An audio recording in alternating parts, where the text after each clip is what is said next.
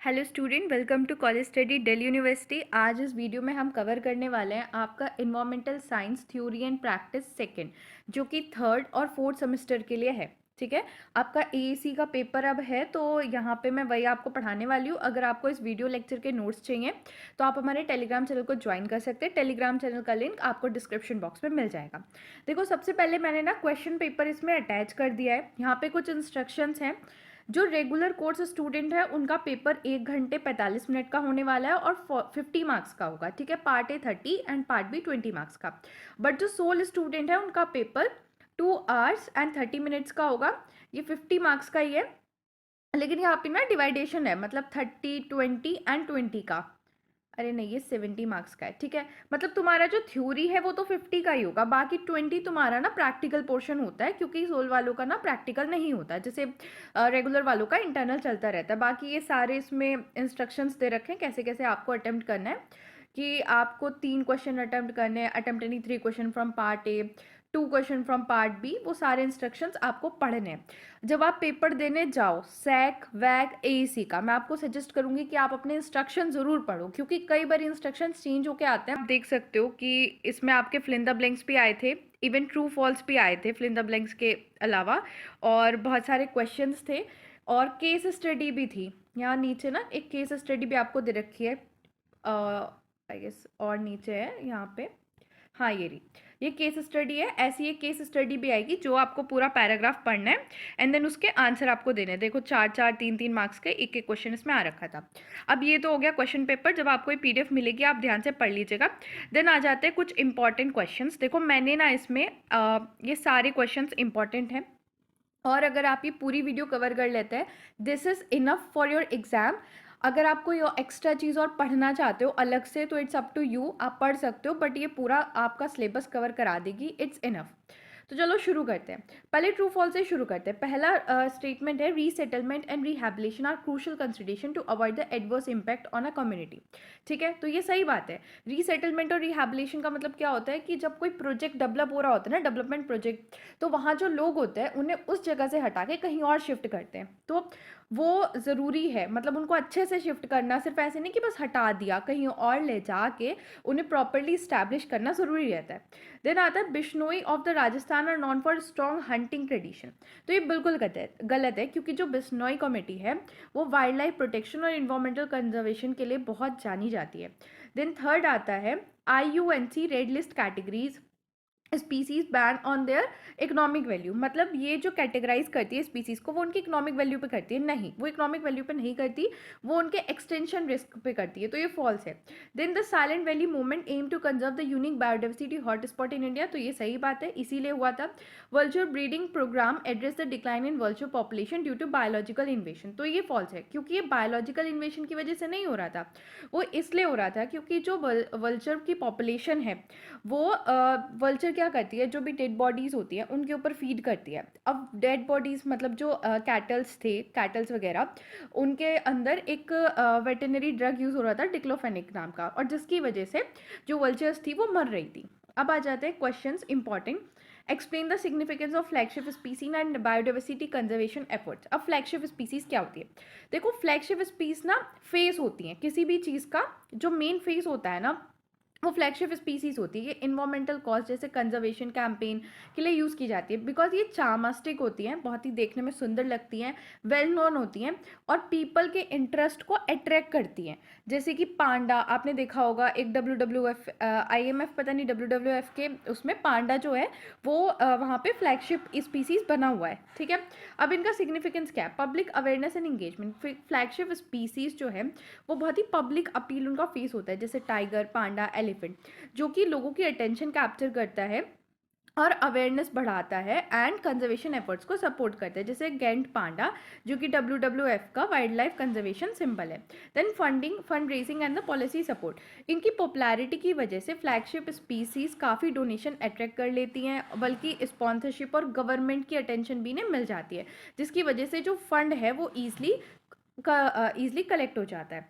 Example, save the tiger campaign वो बहुत ज़्यादा फंड इसे मिला था इस कैंपेन को। Then umbrella effect, flagship species क्योंकि फेस होता है किसी भी चीज़ का, किसी भी बड़े इसे कंजर्वेशन इवेंट का, तो उनको प्रोटेक्ट करने के लिए जो एंटायर हैबिटेट है ना वो ही प्रोटेक्ट हो जाता है, तो इसे कहते हैं अम्ब्रेला इफेक्ट। जैसे प्रोजेक्ट टाइगर के अंदर इंडिया के फॉरेस्ट में टाइगर्स को प्रोटेक्ट किया जा रहा था, लेकिन टाइगर के साथ साथ वहाँ डियर, ल्यूपर्ड्स, बर्ड और वाइटल अलग फॉरेस्ट बायोडाइवर्सिटी भी प्रोटेक्ट हो रही थी। Culture and ecological important, flagship species जो है कई बार culture, spiritual, logical and ecological significant रखती हैं लोकल कम्युनिटीज़ के लिए। मतलब लोकल कम्युनिटीज़ जो है ना पूछती हैं, और इनका मतलब बहुत ज़्यादा उनका अटैचमेंट इससे होता है। जैसे कि एलिफेंट, इंडिया और अफ्रीका में एलिफेंट जो है वो सिर्फ इकोलॉजिकल सिग्निफिकेंट नहीं है बल्कि उसका रिलीजियस सिग्निफिकेंट भी है, ठीक है। टूरिज्म एंड इकोनॉमिक वैल्यू, बहुत सारी फ्लैगशिप स्पीसी इको टूरिज्म में भी कंट्रीब्यूट करती है, क्योंकि जो जिसकी हेल्प से जो लोकल कम्युनिटी है और जो लोकल कम्युनिटी है उसे अपलिफ्टमेंट मिलता है, उन्हें इनकम मिलती है, ठीक है। जैसे wild life tourism in Ranthambore और काजीरंगा नेशनल पार्क, जहाँ पे लोग आते हैं टाइगर और राइनोस को देखने के लिए। Then next question, role played the national green tribunal in addressing a environmental issue. National green tribunal क्या होती है? तो नेशनल ग्रीन ट्रिब्यूनल इस्टेब्लिश की गई थी इंडिया में under the act national green tribunal act 2010, जो कि environmental protection and conservation of forest से रिलेटेड जो केसेस होते हैं उन्हें हैंडल करती है, और जो भी नेचुरल रिसोर्सेज के केस होता है वो भी ये हैंडल करती है। ये एक स्पेशलाइज्ड जुडिशरी बॉडी है जो इन्वायरमेंटल डिस्प्यूट से ही डील करती है। इसका रोल क्या है? सबसे पहले फास्ट इन्वायरमेंटल जस्टिस, क्योंकि ये सिर्फ इन्वायरमेंटल इश्यूज से ही डील करती है तो ये बहुत ही स्पीडी और स्पेशलाइज्ड जस्टिस हमें प्रोवाइड कर देती है। जनरली 6 महीने के अंदर अंदर पूरा केस जो है वो खत्म हो जाता है और क्विकर रिसोल्यूशन में मिल जाता है। एग्जाम्पल मैंने दे रखा है यहाँ पे गंगा और यमुना रिवर पॉल्यूशन का, ठीक है। Protection of environmental right, national green tribunal ने ये बोला है कि right to healthy environment fundamental right का पार्ट है, फंडामेंटल राइट टू लाइफ का पार्ट है under the article 21 of the constitution. इसकी वजह से क्या है कि अब इन्वायरमेंट को प्रोटेक्ट करने में ज़्यादा एम्फसाइज किया जा रहा है। Polluter pay principle and environmental compensation, NTA ने पॉल्यूटर पे प्रिंसिपल लगाया है ये इंश्योर करने के लिए कि जो भी इंडस्ट्रीज़ या इंडिविजुअल इन्वायरमेंट को डैमेज करते हैं ना उनको अकाउंटेबल हेल्ड किया जा सके। मतलब अगर आप इन्वायरमेंट को ख़राब कर रहे हो तो आप पे फाइन लग सकता है, आपको पेनल्टी पे करनी पड़ सकती है, और भी चीज़ें हो सकती हैं। और आपने जो भी चीज़ें ख़राब की है ना इन्वायरमेंट में, जैसे पानी गंदा कर दिया, तो उसके लिए आपको कंपनसेशन भी देना पड़ेगा for the restoration of that, ठीक है। Preventing and precautionary action, NTA बहुत फॉलो करती है प्रिकॉशनरी प्रिंसिपल, मतलब कुछ खराब होने से पहले ही वो चीज़ें कंजर्व करने की कोशिश करती है।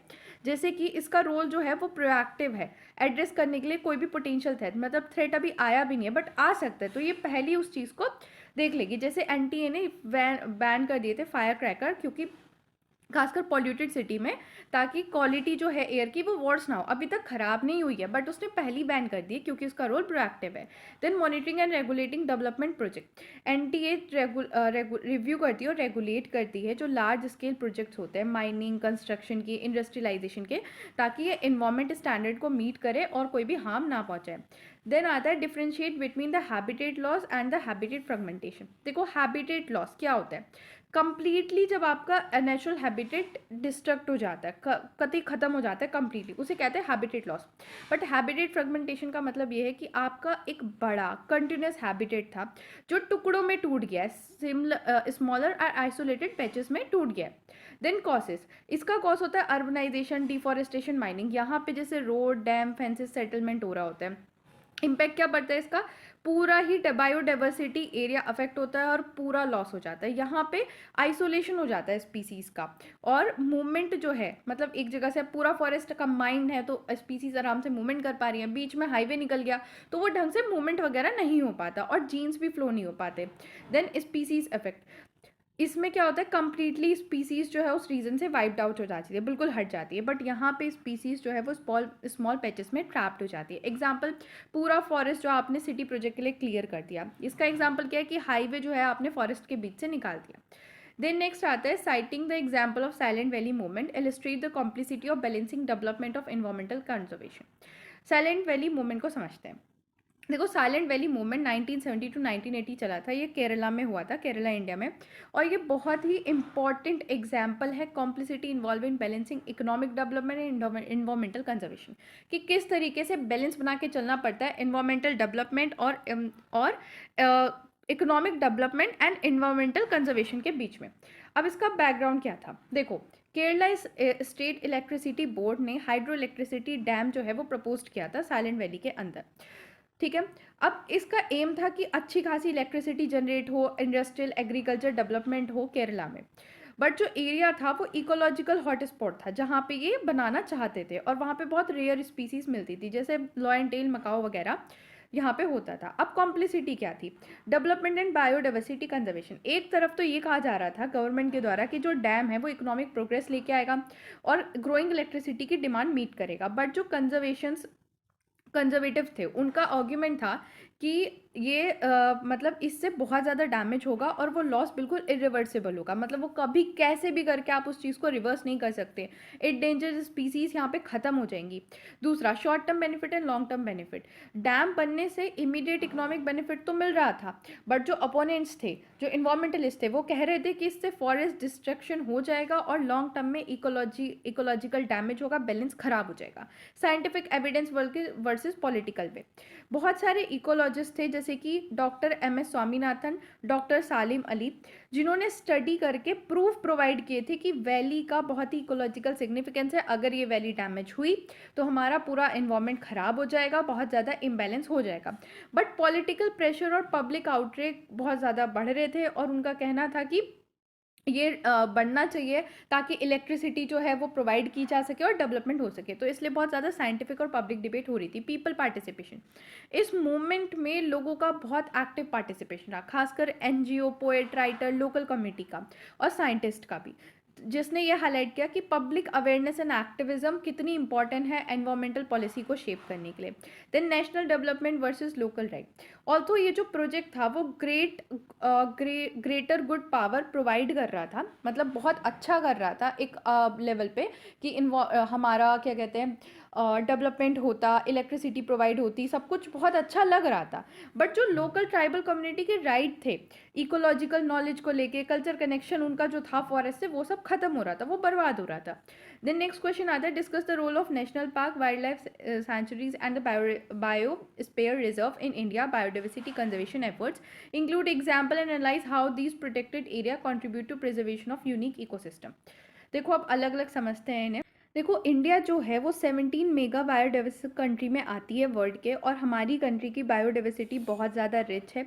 हमने बहुत सारे प्रोटेक्टेड एरिया बनाए हैं जैसे national park, wildlife sanctuaries and biosphere reserves, ताकि हम इन फ्लोरा, फना और इकोसिस्टम को कंजर्व कर सके। अब पढ़ते हैं नेशनल पार्क के बारे में। नेशनल पार्क एक प्रोटेक्टेड एरिया है जो गवर्नमेंट के द्वारा स्टैब्लिश किया गया है ताकि वाइल्ड लाइफ और नेचुरल हैबिटेट को प्रोटेक्ट किया जा सके ह्यूमन एक्टिविटीज़ से, जैसे grazing, exploitation of resources, and strictly prohibited है इस एरिया में। यहाँ पे इंडेंजर्ड स्पीसीज को प्रिजर्व किया जाता है, उन्हें नेचुरल हैबिटेट प्रोवाइड करके। जो इकोलॉजिकल सेंसिटिव एरिया है यहाँ पे उन्हें प्रोटेक्ट करते हैं, और डिफॉरेस्टेशन और इंक्रोचमेंट यहाँ पे बिल्कुल नहीं कर सकते हो। ये साइंटिफिक रिसर्च और इको टूरिज्म यहाँ पे हो सकता है बट स्ट्रिक्ट रेगुलेशन के अंदर। Example Jim Corbett national park, Kaziranga national park, ये सारे इसके एग्जाम्पल है, आप पढ़ लेना।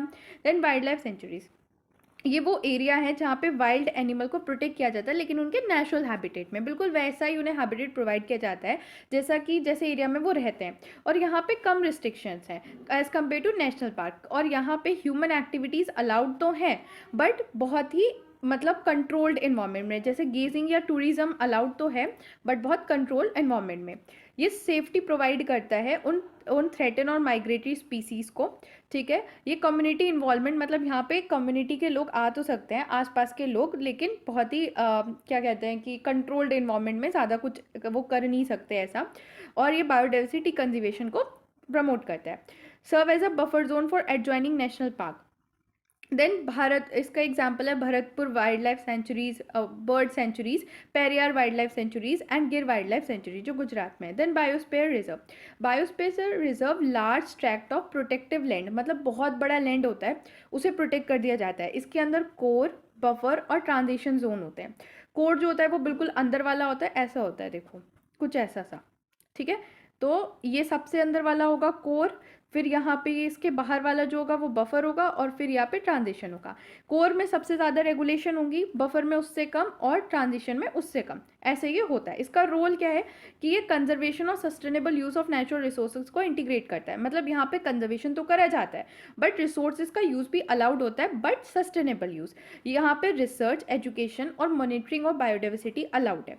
यहाँ पे लोकल कम्युनिटी को भी आना जाना अलाउड होता है, लेकिन इको फ्रेंडली लाइवलीहुड यहाँ पे सपोर्ट किया जाता है। Example Nilgiri biosphere reserve, Sundarban biosphere reserve और नंदा देवी बायोस्फीयर रिजर्व उत्तराखंड में ये है। देन आते हैं हमारे नेक्स्ट क्वेश्चन पे, provide a brief preview of importance of international collaboration in addressing a global climate change. अब देखो, इंटरनेशनल कोलैबोरेशन बहुत ही ज़रूरी है कुछ ग्लोबल इन्वायरमेंटल चैलेंजेस को टैकल करने के लिए, जैसे कि climate change, biodiversity, ocean pollution, transit. क्योंकि अगर यहाँ पे क्लाइमेट चेंज हो रहा है हमारी एक्टिविटीज़ की वजह से, तो वो ये नहीं देखेगा कि अब जी इंडिया की बाउंड्री ख़त्म हो गई है तो अब अमेरिका की शुरू हो गई है तो वहाँ पर कोई इफेक्ट नहीं डालना। क्लाइमेट चेंज हो रहा है, सब पे इफेक्ट पड़ेगा। कोई एक सिंगल कंट्री जो है इफेक्टिवली से रिजॉल्व नहीं कर सकती, क्योंकि प्रॉब्लम ही इतनी कॉम्प्लेक्स और इंटरकनेक्टेड है। देन इसके रीज़न क्या है? Reason of importance, share responsibility. Environmental problem जैसे कि greenhouse gas emission, plastic waste, इनका मल्टीपल कंट्री पे इफेक्ट करता है, सिर्फ एक कंट्री पे नहीं पड़ता। और इसलिए बर्डन जो है इसका वो इक्विटेबली शेयर होना चाहिए और कलेक्टिव एक्शन लिए जाने चाहिए। Then unified standard and policy, also international agreement जैसे पेरिस एग्रीमेंट और कन्वेंशन ऑफ बायोलॉजिकल डाइवर्सिटी जो है वो बन चुके हैं, ताकि कंट्री इन्वायरमेंटल स्टैंडर्ड को लेके कॉमन स्टैंडर्ड अडॉप्ट कर ले, इमिशन टारगेट्स को लेके और कंजर्वेशन गोल को लेके, मतलब कॉमन पॉलिसी हो पूरी कंट्रीज में। Technology and knowledge sharing, countries जो है वो डिफरेंट स्टेज ऑफ डेवलपमेंट पे होती हैं, जैसे कि कोई बहुत ही डेवलप्ड होती है, कोई डेवलपिंग होती है, कोई अंडर डेवलप होती है। तो जो भी कंट्री की इनोवेशंस है, जैसे डेवलप्ड कंट्री ज़्यादा इनोवेटिव, उनके पास सॉल्यूशंस हैं टैकल करने के लिए, तो वो अगर दूसरी कंट्रीज़ के साथ शेयर करेंगी तो ईजिली ये प्रॉब्लम्स को टैकल किया जा सकेगा।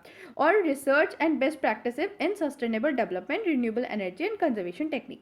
Funding and resource mobilisation, collaborative frameworks रहेगा जैसे ग्रीन क्लाइमेट फंड।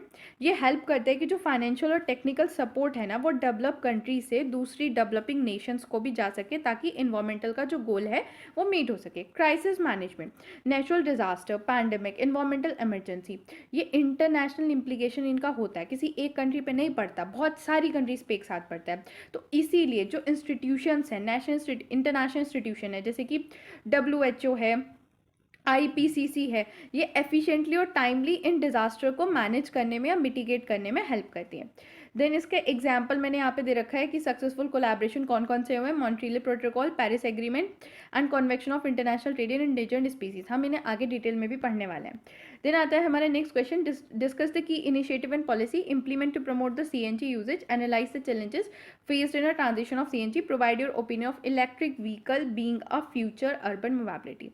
अब की इनिशिएटिव लिए गए थे, देखो कंप्रेस नेचुरल गैस प्रमोट की गई थी इंडिया में, ताकि व्हीकुलर इमिशन जो है वो कम किया जा सके, और जो पुराने कन्वेंशनल मतलब पुराने फॉसिल फ्यूल्स हैं जैसे पेट्रोल, डीजल, उन पे डिपेंडेंसी कम हो। ठीक है, अब क्या क्या इनिशिएटिव लिए गए थे? Expansion of CNG infrastructure, government ने CNG फिलिंग स्टेशन बहुत सारी सिटीज़ में बना दिए थे, और petroleum and natural regulatory body ने बहुत सारी सिटीज़ में सिटी गैस डिस्ट्रीब्यूशन लाइसेंस दे दिया था, ताकि CNG की एक्सेसिबिलिटी बढ़ जाए। फिर policy support through the auto fuel policy, ये क्या था कि under the auto fuel vision and policy 2025 government ने जो लोग क्लीन फ्यूल यूज़ कर रहे थे, like use in a transport and the फ्रिट्स vehicle, उन्हें सपोर्ट प्रोवाइड करना शुरू कर दिया था। ठीक है, incentive for CNG vehicle, CNG vehicle जो लोग यूज़ कर रहे थे उन्हें अलग अलग तरह के इंसेंटिव प्रोवाइड किए गए, जैसे रोड टैक्स एंड रजिस्ट्रेशन फ़ी उनके लिए रिड्यूस कर दी गई, सब्सिडी दी गई CNG किट में, अगर आप CNG किट लगवाते हो व्हीकल में तो। Then public transport mandate, several cities जैसे दिल्ली और मुंबई, वहाँ पे तो ये मैंडेटरी कर दिया था कि जो भी पब्लिक ट्रांसपोर्ट है उसमें CNG ही होना चाहिए। सुप्रीम कोर्ट ने ये चीज़ मैंडेट की थी CNG इन दिल्ली, ताकि एयर पॉल्यूशन से कॉम्पैक्ट कर सके। Gas allocation policy, priority allocation of domestically produced natural gas to the transport sector as regulated price, making CNG more affordable। CNG को सस्ता कर दिया था ताकि लोग ज़्यादा से ज़्यादा CNG का यूज़ करें। अब क्या क्या चैलेंज आ रहे थे? इंफ्रास्ट्रक्चर लिमिटेशन, सबसे पहला क्या था कि CNG स्टेशन बढ़ाए तो थे लेकिन इतने नहीं थे कि एडिकेट हो, इनएडिकेट थे, और इनकी एक्सेसिबिलिटी भी लिमिटेड थी। हाई अपफ्रंट कोस्ट, जो कोस्ट था सीएनजी व्हीकल का या कन्वर्ट करना एग्जिस्टिंग व्हीकल को सीएनजी व्हीकल में, उससे बहुत ज़्यादा फाइनेंशियल बर्डन आ रहा था।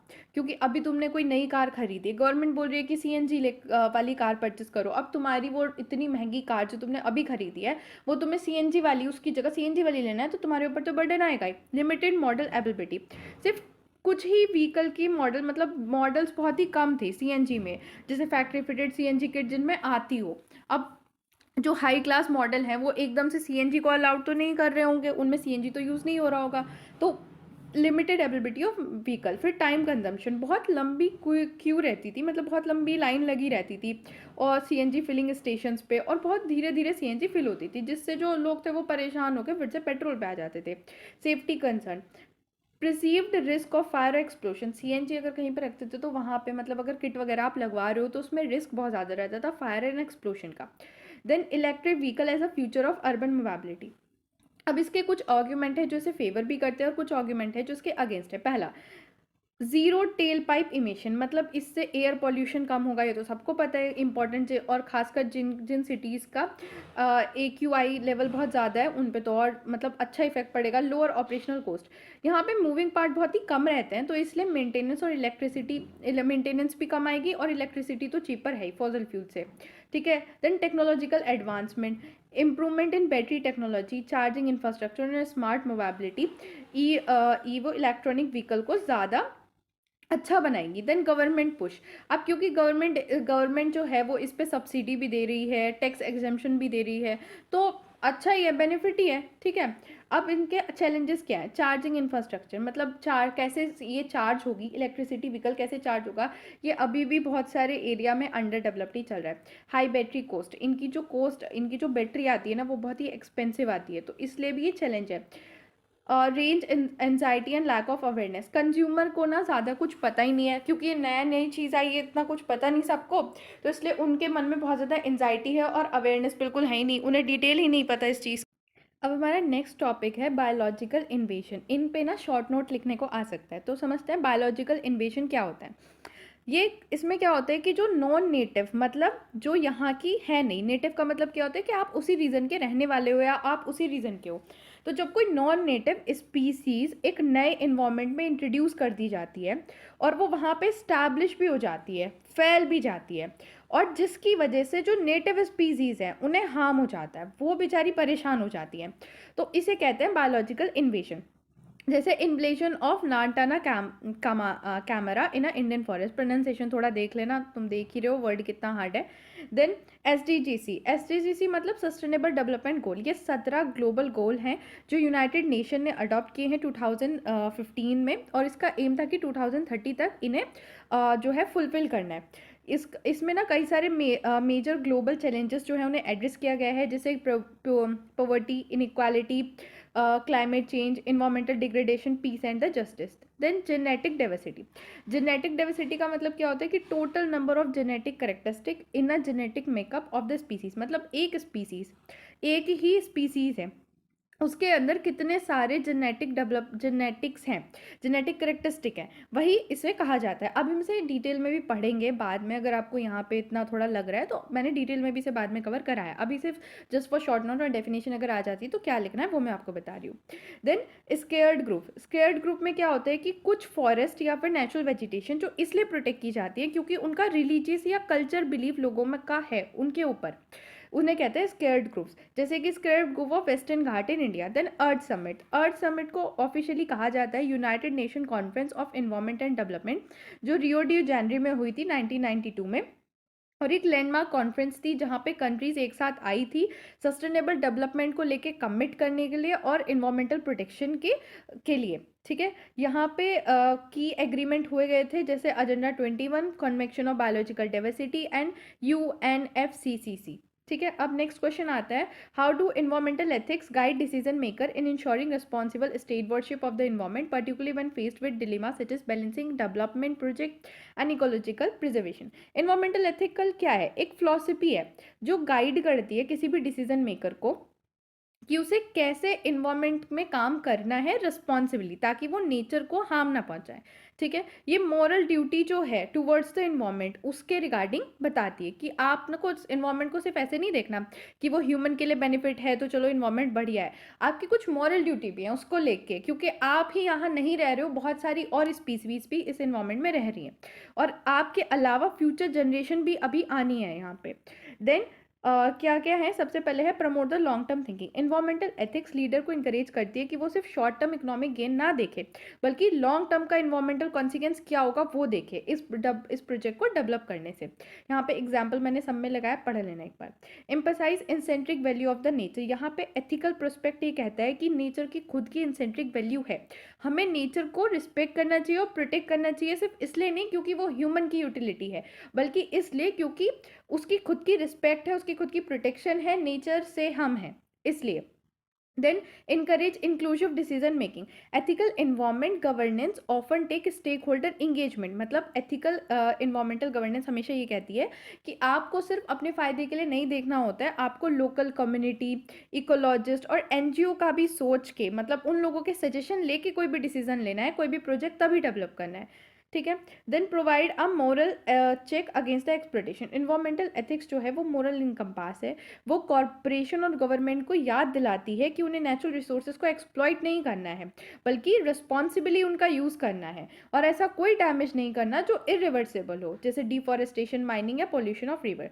Support the legal and the policy framework. अब एथिकल वैल्यू से इन्फ्लुएंस होकर बहुत सारे लॉज और इंस्टीट्यूशंस ने बहुत सारे लॉज और रेगुलेशंस बने हैं, जैसे कि नेशनल ग्रीन ट्रिब्यूनल बना है, conservation forest conservation act, wildlife protection act वगैरह बनाए गए हैं। देन आता है next question, how does environmental movement contribute to shaping the public awareness, influencing policy decision and fostering a sustainable practices.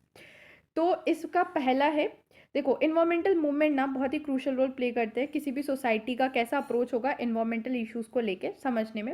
और इसके तीन के एरिया, पहला अवेयरनेस फैलाना, इन्फ्लुएंस करना पॉलिसी डिसीजन को, और प्रमोट करना सस्टेनेबल प्रैक्टिस। पहला shaping public awareness, education and advocacy. जो इन्वायरमेंटल मूवमेंट है ना वो लोगों को एजुकेट करते हैं कि इन्वायरमेंटल डिग्रेडेशन क्या होता है, क्लाइमेट चेंज क्या होता है, बायोडाइवर्सिटी लॉस क्या होता है, और इनका क्या इफेक्ट पड़ता है, और कितना ज़रूरी है इन्वायरमेंट को कंजर्व करना। आप लोगों को ये जो पढ़ाया जा रहा है ना वो इसीलिए पढ़ाया जा रहा है क्योंकि कल के दिन को आप भी यहीं पर रहने वाले हो, आप भी किसी कॉर्पोरेशन में जॉब करोगे, हो सकता है आप अपना बिजनेस डेवलप करो, तो आप इन्वायरमेंट को हार्म ना करो बल्कि प्रोटेक्ट करो, उसकी वैल्यू समझो। Then mobilising a citizen. ये जो कैंपेन्स, प्रोटेस्ट या मीडिया होते हैं ना, ये इंडिविजुअल को मोटिवेट करते हैं कि वो एक्शन ले। अगर कोई ख़राब चीज़ हो रही है, कोई इन्वायरमेंट को डैमेज कर रहा है, तो वो इको फ्रेंडली हैबिट्स डेवलप करे और उस बंदे के खिलाफ भी एक्शन ले। चेंजिंग माइंडसेट, यहाँ पे कल्चर, ये एक ऐसा कल्चर बिल्ड करते हैं जहाँ पे नेचर की वैल्यू हो, सस्टेनेबिलिटी को अडॉप्ट किया जाए, और पीपल ना कुछ भी खराब करने से पहले, कुछ भी वेस्ट करने से पहले एक बार सोच ले, फिर से सोच ले। Influence the policy decision, lobbying and activism. जो इन्वायरमेंटल ग्रुप्स हैं और जो प्रेशर इन्वायरमेंटल ग्रुप्स हैं वो गवर्नमेंट पे प्रेशर डालते हैं, इवन कॉर्पोरेशन पे भी प्रेशर डालते हैं कि वो इको फ्रेंडली लॉ बनाए, और इसीलिए कॉर्पोरेट सोशल रिस्पॉन्सिबिलिटी इनिशिएटिव्स इतने ज़्यादा हो रहे हैं।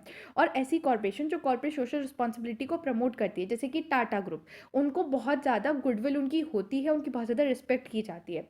देन लीगल इंटरवेंशन, मूवमेंट्स ये जो मूवमेंट्स होते हैं ना इतने सारे इन्वायरमेंटल, इनकी वजह से बहुत सारे इन्वायरमेंटल लॉज एंड रेगुलेशन बने, जैसे environmental protection act, national green tribunal, pollution control board. इतना सब कुछ डेवलपमेंट इसीलिए हुआ है क्योंकि लोग अवेयर थे और उन्होंने उस चीज़ों के खिलाफ आवाज़ उठाई। ग्लोबल इम्पैक्ट, ये जो मूवमेंट है ये हेल्प करते हैं इंटरनेशनल एग्रीमेंट को भी शेप करने में, जैसे Paris agreement on climate change, biodiversity conservation and sustainable development goal. Fostering a sustainable practices, promote the green technology. अब ये जो मूवमेंट्स हैं इनकी वजह से रिन्यूएबल एनर्जी का adaptation, waste recycling, conservation, sustainable चीज़ों को इनकरेज किया जाने लगा है। कॉर्पोरेट अकाउंटेबिलिटी, कंपनीज को पुश किया गया है कि वो ग्रीनर बिजनेस मॉडल की तरफ जाएं, ट्रांसपेरेंट रखें अपनी रिपोर्ट रिगार्डिंग इन्वायरमेंटल इम्पैक्ट, और एथिकल प्रैक्टिसेस का ध्यान रखें। Community initiative, local conservation projects local conservation projects, sustainable tourism and protect the indigenous knowledge about the natural resources and management. Then आता है डेफिनेशन ऑफ बायोडाइवर्सिटी. बायोडाइवर्सिटी क्या होती है? Biodiversity या बायोलॉजिकल डाइवर्सिटी का मतलब है कि कितनी तरह की जिंदगियां, variety of life on earth, कितनी तरह की चीज़ें, जीव जंतु यहाँ पे रहते हैं. इसके अंदर different plant, animal, micro organism आते हैं, डिफरेंट जीन्स आते हैं, जो एक स्पीसीज के अंदर डिफरेंट जेनेटिक्स है, वो सब आते हैं. और बायोडाइवर्सिटी बहुत ही ज़रूरी है स्टेबल और हेल्दी इकोसिस्टम के लिए. देन आता है लेवल ऑफ बायोडाइवर्सिटी. बायोडाइवर्सिटी के 3 लेवल है. पहला है जेनेटिक डाइवर्सिटी. जेनेटिक डाइवर्सिटी क्या है कि एक ही स्पीसीज है, उसके अंदर कई सारे जीन्स हैं. जैसे क्या है, एग्जाम्पल देखो, डिफरेंट ब्रीड ऑफ डॉग्स और वैरायटी ऑफ राइस. मतलब डॉग्स एक ही स्पीसीज है, उसके अंदर अलग अलग जीन्स है, तो डिफरेंट डिफरेंट वैरायटी हो गई. ठीक है, स्पीसीज डाइवर्सिटी. इसमें ये इसका मतलब होता है कि एक पर्टिकुलर रीजन में, एक पूरे हैबिटेट में कितने जो स्पीसीज हैं वो रह रही हैं. ठीक है, नंबर ऑफ डिफरेंट स्पीसीज और पॉपुलेशन साइज. जैसे कि एक फॉरेस्ट के अंदर टाइगर होता है, डियर होता है, मंकी होता है, कितनी सारी बर्ड्स होती है, तो वो अलग अलग स्पीसीज है. ठीक है. Ecosystem diversity. इकोसिस्टम डाइवर्सिटी का मतलब है variety of ecosystem in a given place. एक प्लेस में कितने तरह के अलग अलग इकोसिस्टम है. इकोसिस्टम क्या है? जैसे फॉरेस्ट, डेजर्ट, वेटलैंड, ग्रासलैंड. तो ये कितने कैसे कैसे एक जगह पे हैं. जैसे कि इंडिया का इकोसिस्टम, जैसे हिमालय है, हमारे यहाँ वेस्टर्न घाट है, सुंदरबन है, थार डेजर्ट है, तो ये हमारी इकोसिस्टम डाइवर्सिटी है. तो थैंक्स फॉर वॉचिंग. वीडियो को लाइक करो, चैनल को सब्सक्राइब करो.